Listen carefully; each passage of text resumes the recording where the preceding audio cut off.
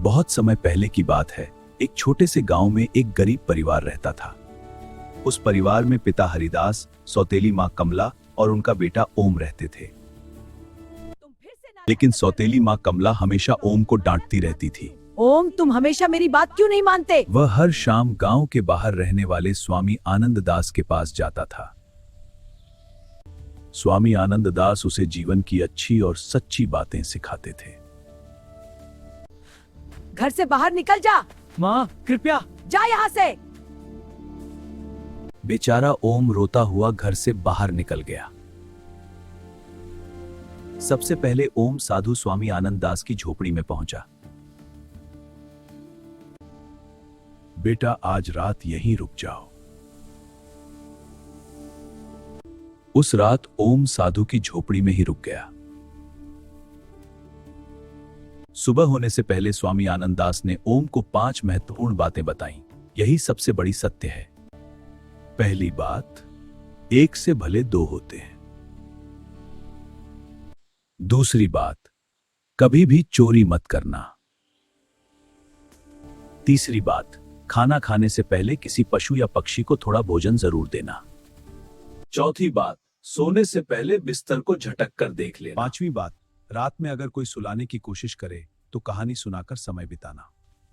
ओम ने साधु स्वामी आनंददास के चरण छुए और आशीर्वाद लिया। और फिर ओम नया जीवन शुरू करने के लिए दूसरे देश की ओर निकल पड़ा। जंगल के रास्ते चलते चलते ओम एक सूखते हुए तालाब के पास पहुंचा। लेकिन उसी तालाब में एक छोटा सा कछुआ रहता था। उस कछुए की 2 सारस पक्षियों से गहरी दोस्ती थी। यह तालाब अब सूखने वाला है। मुझे भी अपने साथ ले चलो, नहीं तो मैं यहां मर जाऊंगा। तब एक सारस के मन में एक उपाय आया। इसे कसकर पकड़ लो। सारस कछुए को लेकर आसमान में उड़ने लगे। नदी अभी कितनी दूर है? बहुत दूर नहीं, बस कुछ और पल। कछुआ नीचे जमीन की ओर गिर पड़ा। ओम ने रास्ते के किनारे पड़े कछुए को देखा। उसे साधु स्वामी आनंददास की पहली बात याद आई।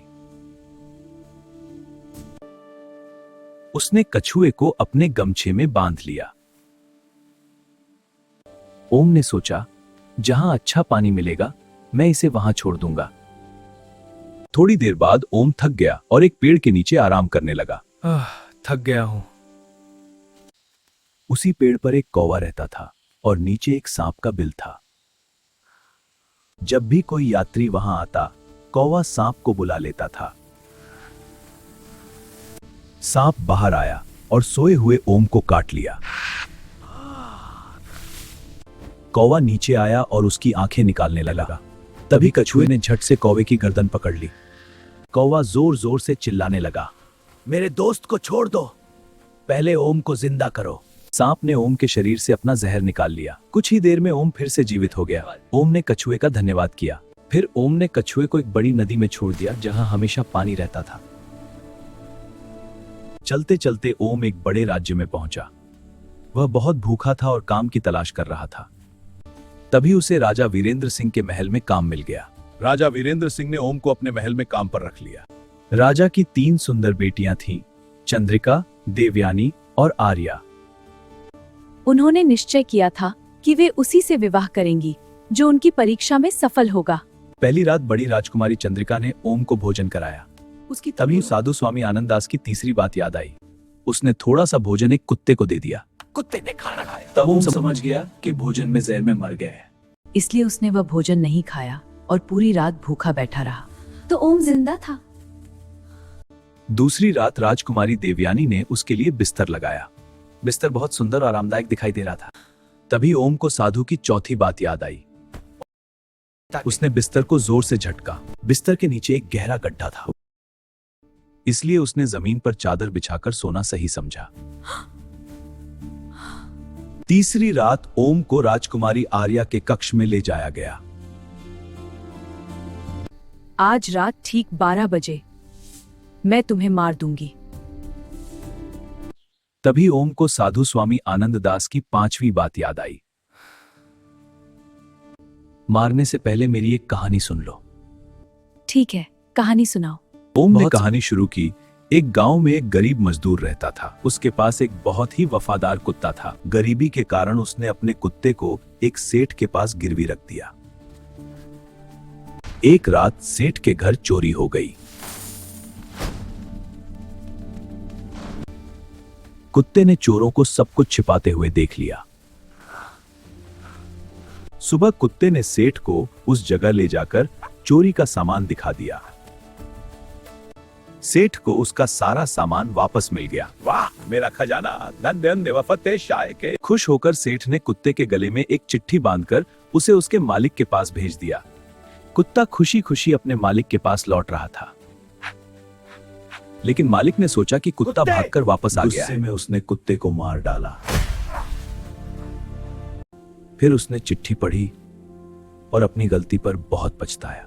हाय, मैंने तुम्हें दिया। इतना कहते कहते समय धीरे धीरे बीतता गया और देखते ही देखते रात के 12:05 हो गए। अब राजकुमारी आर्या उसे नहीं मार सकती थी। राजकुमारी आर्या उसकी बुद्धिमानी से बहुत प्रभावित हुई। कुछ समय बाद राजकुमारी आर्या ने ओम से विवाह कर लिया। मेरी शुभकामनाएं तुम दोनों के साथ हैं। दोनों बैलगाड़ी से ओम के गांव लौट आए। प्रिंसेस आर्या, हाँ, कितना सुंदर है यहाँ। सबसे पहले ओम ने साधु स्वामी आनंद दास के चरण छुए। गांव वालों ने खुशी खुशी उनका स्वागत किया। अब याद आई। इस तरह साधु की 5 सीख ने ओम की पूरी जिंदगी बदल दी।